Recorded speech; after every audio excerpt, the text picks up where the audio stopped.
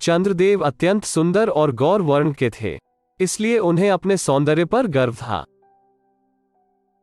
हाथ में गदा और कमल पुष्प लेकर अपने रथ पर आरूढ़ होकर प्रत्येक रात वह आकाश में भ्रमण किया करते थे।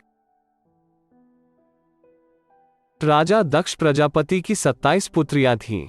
उन सब का विवाह चंद्रदेव के साथ इस शर्त पर हुआ कि चंद्र सभी के साथ समान व्यवहार करेंगे। उन्हें प्रसन्न रखने के लिए चंद्र हर रात एक के पास जाते थे। रोहिणी सभी बहनों में सबसे सुंदर थी और चंद्रदेव को सर्वाधिक प्रिय थी। कोई भी यह कह सकता था कि उन्हें रोहिणी अधिक पसंद है, क्योंकि वे जिस रात रोहिणी के पास जाते थे उस रात उनका तेज अत्यधिक होता था। शेष पत्नियों को रोहिणी से जलन होने लगी। दुखी होकर उन्होंने अपने पिता से शिकायत करी। राजा ने चंद्रदेव से कहा, तुमने मेरी सभी पुत्रियों को समान प्रेम करने की प्रतिज्ञा करी थी, पर तुम सिर्फ एक को और सभी से अधिक चाहते हो। अपनी प्रतिज्ञा तोड़ने के कारण मैं तुम्हें श्राप देता हूं कि तुम्हारी दीप्ति नष्ट हो जाएगी। श्राप पाकर चंद्रदेव अत्यंत दुखी हो गए। उन्हें अपनी दीप्ति पर अत्यंत गर्व था, पर अब उनकी सुंदरता का भान किसी को नहीं होगा। चंद्रदेव ही जीवन रूपी अमृत बिखेरते थे, जिसका पान कर शेष देव दीर्घ और शक्तिशाली जीवन प्राप्त करते थे। इस श्राप के कारण जीवन रूपी अमृत भी नष्ट हो गया। सभी देवताओं की शक्ति क्षीण होने लगी। वे ब्रह्मा जी के पास सहायता के लिए गए।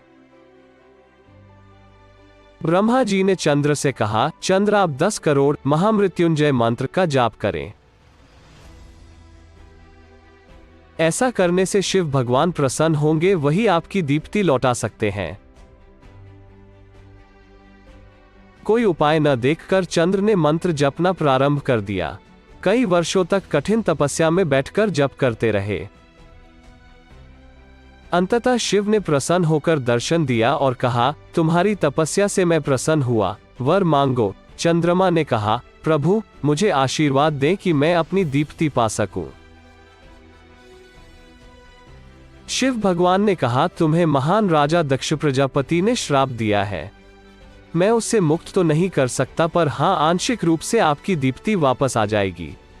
तभी से चंद्र कुछ ही रातों में ज्यादा चमकते हैं। उनकी 27 पत्नियां आज 27 नक्षत्र के नाम से जानी जाती हैं। ऋग्वेद में भी ऐसा वर्णन है। ये 27 नक्षत्र एक पट्टे के रूप में धरती के चारों ओर स्थित हैं। चंद्र का उदय हर रात एक एक नक्षत्र में होता है और वो बारी बारी से अपनी हर पत्नी के साथ एक रात व्यतीत करते हैं।